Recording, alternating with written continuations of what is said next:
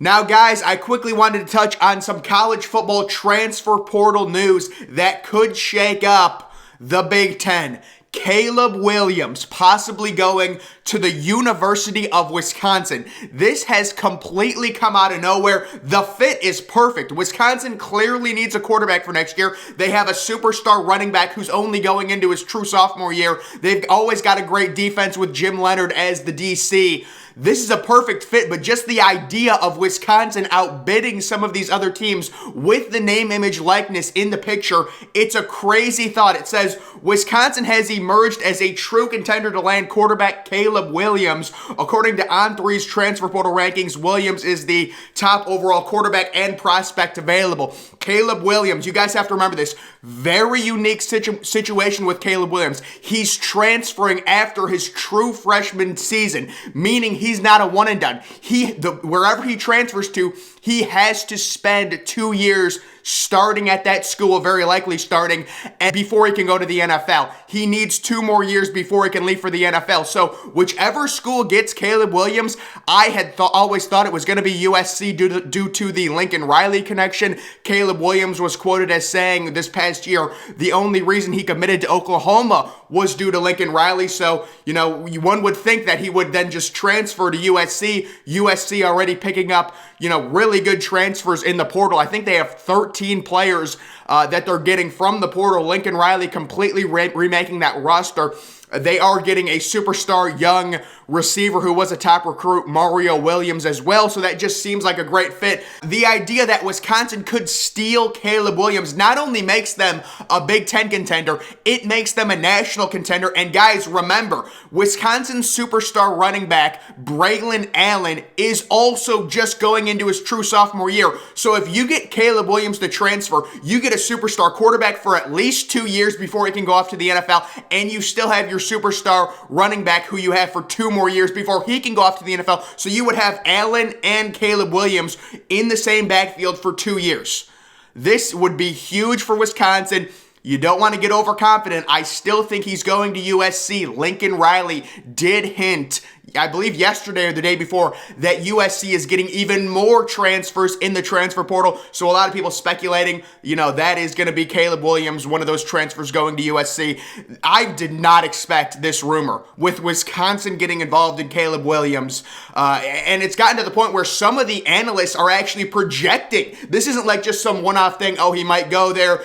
Someone he knows goes there, whatever. There are analysts out there on these sites, on 3 recruiting sites, projecting Caleb Williams to go to Wisconsin. Now, another thing I wanted to touch on, what is a college football blue blood? Always highly debated. Which programs are the blue bloods of the sport? This is the percentage that view a program as a blue blood voted on. So you can take Alabama, 95%. They're obviously a blue blood. Ohio State, Oklahoma, Notre Dame, Nebraska at 77%. These were from Twitter polls, by the way, and I know Nebraska is huge on Twitter. They have a big fan base. That's why they come in at 77%. I still think they're a blue blood, but 77%, like Nebraska over Michigan is a little ridiculous. Nebraska over USC, and then Texas only 52%. That's recency bias. Texas is clearly a blue blood. And then who's next in line to potentially get that blue blood status? Georgia. That's probably some recency bias, although they actually might be, with this recent title.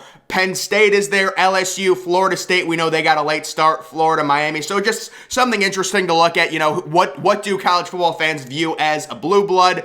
2022 Heisman odds, you've got Bryce Young plus 200.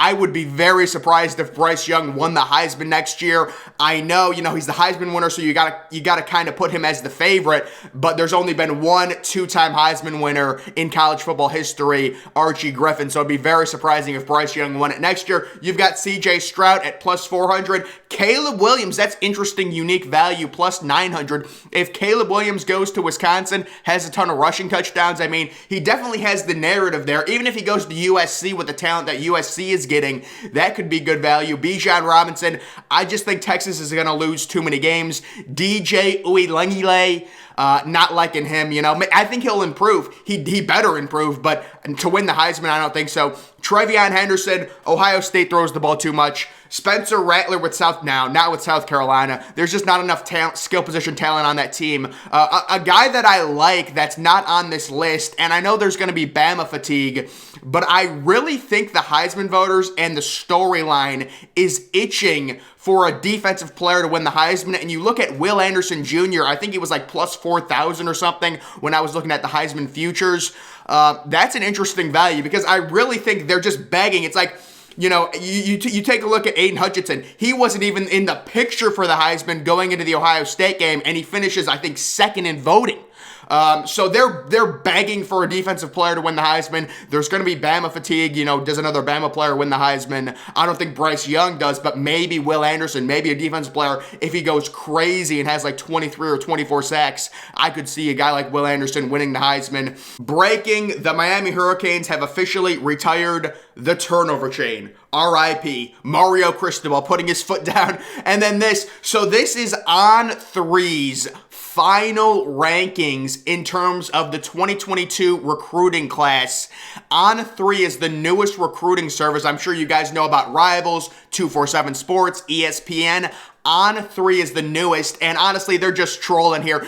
Devin Brown, the number 1 overall player. It's shocking. When I saw On3 did a tweet about Devin Brown, and I was like, oh wow, they actually gave him the number 1 overall QB. No. The number 1 overall player in the nation for 2022, according to On3. So that is funny. People take this stuff so seriously. Honestly, they're just trolling. They're trolling people. It's hilarious. I love it. Putting Devin Brown there. But guys, just another quick thing I wanted to show you. If you are really interested in what's going on in the transfer portal, you can go to 247 Sports Transfer Portal and see all of the top players. You see Caleb Williams right now, 100% crystal ball to USC. Quinn Ewers, both of these guys, these are their transfer portal ratings. So they actually give them a new ranking when they hit the transfer portal. Caleb Williams a 5-star, Quinn Ewers a 5-star, transferring to Texas. Jackson Dart, I thought he was a little bit overrated. Did he show enough as a freshman at USC to be labeled a 99? Eli Ricks goes to Alabama. Interesting story with Eli Ricks. He was trending towards Ohio State. He wanted $1 million from Ohio State. They didn't give it to him.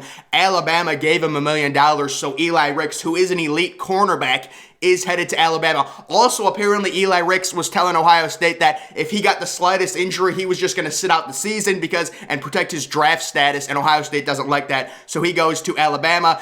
Gibbs, the running back, who was a beast as a recruit, is going to Alabama. I think this kid's going to start for Bama. Zach Evans, kind of a weird, really weird recruitment, goes to TCU, transfers to Ole Miss. Those kids normally don't work out. Mario Williams. I would have rated this kid a 5-star. He's a beast. I wonder how tall he is, though. Is he 6'1"? He might be a little short. Mario Williams transferring to Lincoln Riley and USC. This is a really weird one. Jermaine Burton, after winning a national title with Georgia, transfers to the team he just beat. Really odd. Drew Sanders, there's another sort of Bama bust, transferring from Bama to Arkansas. He didn't get much playing time, though. Brandon Joseph, a really quality safety, had a really good year during the pandemic. Last year, it wasn't that great, but you can see his transfer portal ranking up from his high school ranking, transferring to Notre Dame. That's a good get for Notre Dame. Billingsley, the tight end from Alabama, who was in the doghouse for much of the year, transfers to Texas. That'll be interesting. Kind of like a Kyle Pitts tight end. Dylan Gabriel. I thought Dylan Gabriel should have been rated higher than 92. He's a really good quarterback, transferring to Oklahoma. Hazelwood. This kid was a former top 5 overall player in the nation. Transferring from Oklahoma due to Lincoln Riley leaving. He's going to Arkansas as well. So Arkansas getting some guys. How about Travis Dye, the running back, going from Oregon to USC? Spencer Rattler, we all know about that. Max Johnson. The way LSU fans talk about Max Johnson, you would think this kid's like a 1-star. Seriously. Any other guys? Slovis going to Pitt. That'll be interesting. They still have good receivers there, so that'll be interesting. Just some other guys. There's some guys that haven't made their decision, but this is just a really good site to look at in terms of, there are just so many quality players in the transfer portal, and then they actually have transfer portal rankings, as you can see. Let me go to all these rankings. you can see who has the best transfer portal class. USC already has 12 kids that will be transferring to their program. This is why I say everyone who keeps complaining about college coaches making too much money, they're only going to make more with the addition of the transfer portal. Lincoln Riley has basically rebuilt an entire roster in the span of one offseason due to immediate eligibility, due to the transfer portal, and if he gets Caleb Williams, he'll have really rebuilt the USC roster. Everyone keeps complaining coaches get too much money, blah, blah, blah. Are you kidding me? Lincoln Riley is completely rebuilding a roster in one offseason due to immediate eligibility, due to the transfer portal. Coaches are only going to get paid more. College football coaches are the most important coach in any sport. Not even close. With recruiting, with the way the transfer portal works, these teams, 12 players in the coming to transfer to your program, 11 players in one offseason. 8 players, it's crazy. And USC, Lincoln Riley said they're going to get at least 2 or 3 more. They could have up to 15 players transferring to USC, including Caleb Williams. You've already got a stud receiver, Mario Williams, transferring as well, so it'll be interesting. But guys, the big story, this rumor with Caleb Williams to Wisconsin, if he goes to Wisconsin, they're going to be an unbelievably elite team. They're missing the quarterback. Now, sure, maybe also some receivers. They need some more elite receivers. That would be kind of the weird thing. Why would Caleb Williams go to Wisconsin if he wants to develop as a quarterback when he could go follow his quarterback guru, Lincoln Riley, to USC? I don't know if this is Caleb Williams trying to jam up the price with the name, image, likeness stuff from USC. I don't know what USC offered him. I don't know what Wisconsin offered him, but it is a really unique rumor. Like if you were to tell me, there's a mystery team that Caleb Williams might go to, the last team I would guess would be Wisconsin, just due to how the whole name, image, likeness thing is. But good for Wisconsin. This would be huge for Wisconsin. You have Caleb Williams for 2 years.